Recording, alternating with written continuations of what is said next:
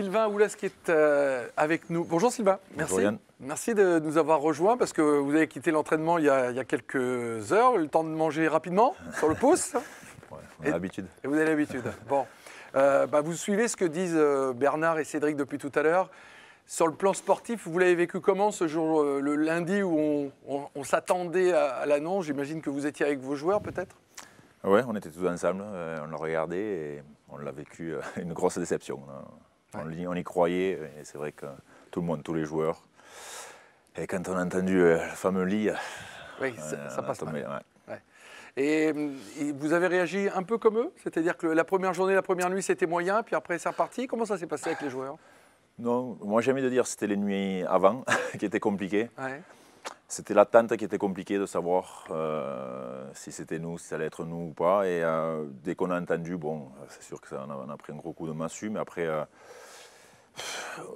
en tant qu'ancien sportif, en tant que coach maintenant, pour moi, on savait où on allait maintenant. On se prépare toujours à cette éventualité. Exactement. Même si on préférait l'autre. Et de savoir, c'était important. Ouais. Voilà, il y a une délivrance quelque part. Exactement. Bon. Maintenant, on savait, c'était pas nous. Il faut le gagner. Je ne sais pas si vous me direz tout, et puis je ne suis pas là pour ça. Moi, je ne suis pas le monsieur Scoop, hein, on s'en fiche, hein, on n'est pas sur une chaîne de télé. Mais ce que j'aimerais savoir, c'est ce que vous avez surtout envie de dire.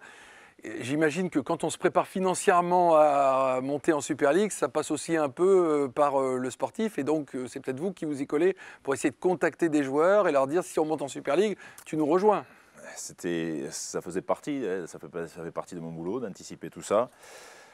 C'est vrai qu'on avait contacté beaucoup de monde. On avait tout sur papier, on avait tout de planifié pour être en Super League. Vous en aviez combien de calés? On avait 5. On avait 5 noms de calés. Ouais. On avait des noms dans le staff. On voulait tout améliorer un petit Bien peu. sûr. Donc j'avais pris des rendez-vous, on s'était vus, on s'était rencontrés, on avait tout planifié, on avait des pré-contrats. C'est-à-dire qu'on signe un contrat comme si c'était, avec une clause, j'imagine, qui fait que si vous n'êtes pas en Super League, le contrat s'annule. C'est ça? C'est ça. D'accord. Donc Ouais. ça montre beaucoup de confiance aussi au niveau des joueurs, parce qu'on en a eu des joueurs comme ça, on en avait quelques-uns qui avaient signé. Et c'est quand même, en termes de confiance par rapport à notre club et à notre situation, c'est beau, je trouve. Après, annoncer ces joueurs que maintenant, ça tombe à l'eau. Ils l'ont su en oui, même temps que vous. exactement. Hein. Mais est-ce que ça a été compliqué de les motiver de venir à Toulouse ou c'était plutôt un avantage? Non, parce que la situation, quand je vous dis que c'était conditionné à la Super League, ça montre vraiment leur motivation de vouloir jouer pour nous. Bien sûr. On a beaucoup de joueurs qui sont intéressés par Toulouse, par la ville, par le pays, par les différentes cultures et par ce qu'on fait aussi sur le terrain. Et puis parce qu'on est un pays de rugby, de cocagne et de rugby, donc les gens le savent à travers la planète rugby qu'ici on vit, on respire et on est rugby. Avant d'être Airbus, presque, on est rugby. Hein. Ouais, c'est ça, donc voilà, c'est vrai qu'on attire pas mal de joueurs et donc voilà, c'était une dure journée ce lundi, mais...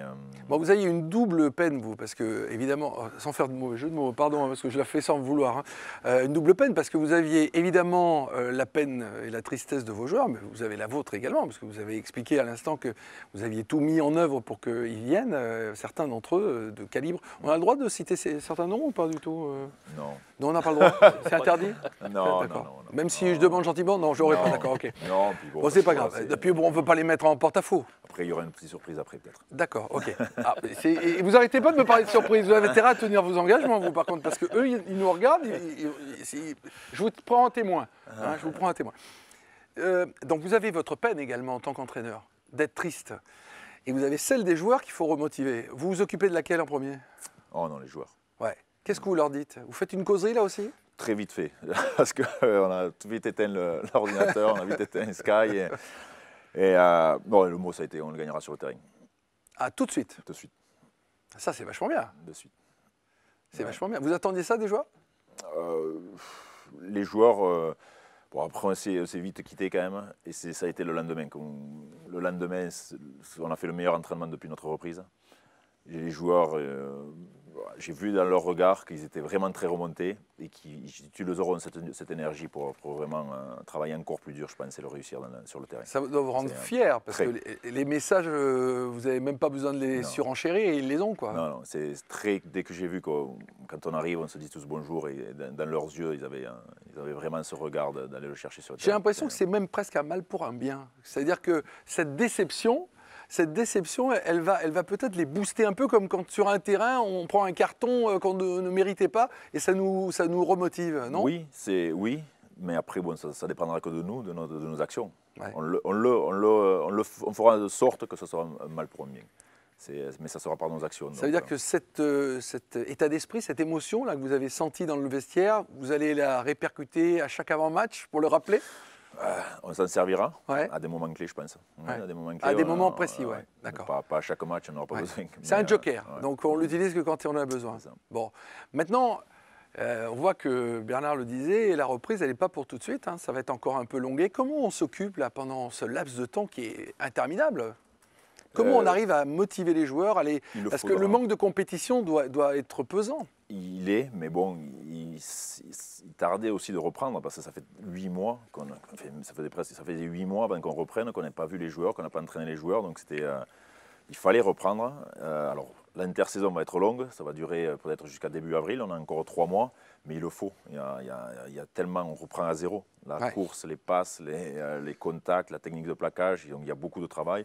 Pour le moment, on a 6 nouveaux joueurs, donc par rapport à notre modèle de jeu, c'est quand même, voilà, il y a pas mal de choses à apprendre. On prendra le temps et on va faire qu'on soit vraiment au top quand on va reprendre. Ouais. Impacté par le Covid, vous avez eu des cas? Des résiduels un petit peu au début. Maintenant, on est testé tous les lundis. Pour le moment, on touche du bois.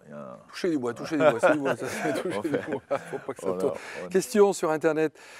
Combien de joueurs dans le groupe pro? Est-ce que le recrutement est terminé? Quels jeunes joueurs feront partie du projet? Pour le moment, 23 joueurs pro.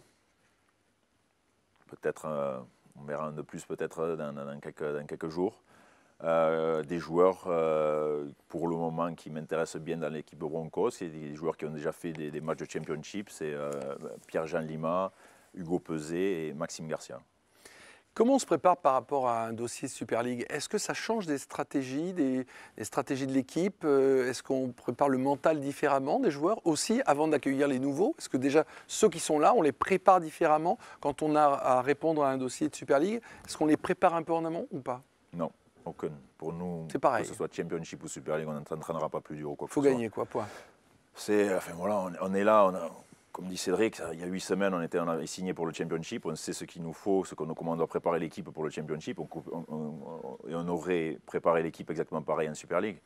Après, voilà, c'est là où je vous parlais, on recrutait un petit peu dans le staff pour nous amener d'autres petits éléments, pour être un peu plus dans les détails, dans la recherche, et nous aider aussi au niveau du montage vidéo, donner un peu plus d'outils aux joueurs. Mais après, en termes, maintenant, au niveau où on est avec le staff, on sera exactement pareil. En tout cas, on a de plus en plus de téléspectateurs qui nous suivent en direct là, donc c'est super. Merci pour toutes ces informations à chaud, si j'ose dire. Un petit mot peut-être, Bernard, sur Sylvain et sa participation au dossier et puis à la continuité de ce club qui, par manque de matchs, c'est vrai, est un peu compliqué à tenir l'état d'esprit et la motivation.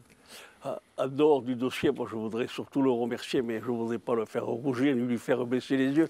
Mais Sylvain est un garçon formidable. Je crois que ça fait la 9e saison que l'on va faire, 8e, je ne sais plus, 8e saison que nous allons faire ensemble. Et chaque saison, on a progressé. On se comprend bien dans nos discours. On avance bien ensemble. Moi, je sais ce qu'il veut. Et à côté de ça, il connaît bien l'objectif du club. Il ne nous reste plus qu'à mélanger tout ça et puis à faire monter tout le monde. Voilà. Ouais. Et je dirais qu'en plus, il a cette capacité, ce talent de savoir parler. On disait dans un film qu'il y en a un qui parlait à l'oreille des chevaux, lui, il sait parler aux crampons de ses joueurs, je peux vous le dire. Ouais. Voilà. Ce qui est pas gagné quand même. Hein. C'est pas gagné quand même l'histoire, hein, parce que je ne sais pas si vous voyez l'image, moi je la vois bien. Parler à des crampons, moi je m'en méfierais quand même. Dans tous les cas, à leur tête. Cédric, un petit mot sur Sylvain.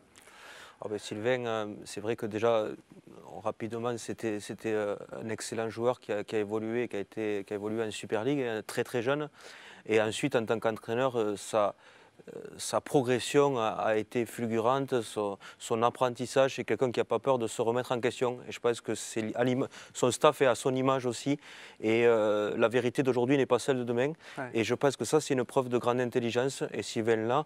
Et effectivement, Bernard l'a dit, Sylvain a des qualités de management avec ses joueurs qui sont hors normes. Et c'est ce qui fait sa force aujourd'hui.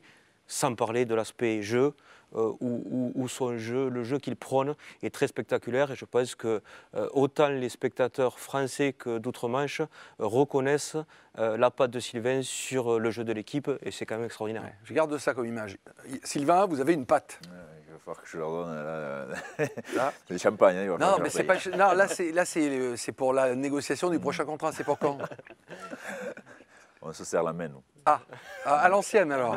Ah, dites, Ça, c'est un état d'esprit chez vous. Hein. Voilà, Ça, c'est c'est vraiment ça. bravo. Hein. Bon, écoutez, en tout cas, a very professional presentation from a classic club. Maybe Toulouse should skip Super League and go straight into the NRL. On vous dit. Stephen Brady qui vous dit ça. Ah oui. Voilà, donc vous voyez, vous Bonjour, avez Steve. outre-Manche des gens qui ont vraiment envie que vous alliez. Oui, parce que vous savez en plus présenter les choses. Regardez, vous êtes équipé comme les plus grands clubs, avec le blazer, avec le logo.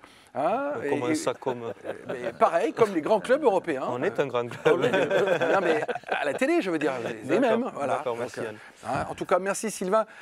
Vous traduisez ça évidemment aux joueurs, peut-être que certains nous regardent d'ailleurs en ce moment. Ils nous regardent? Ah, je sais pas, mais c'est à vous de me le dire. Ah, mais, Mais attendez. je vais les rejoindre après. Donc, Oui, coach, on t'attend. Ah, ouais, voilà. Voilà. Voilà, Écoute, ils nous regardent. je vais les rejoindre puisque, bon, ils ont, à leur initiative, on se rejoint en ville.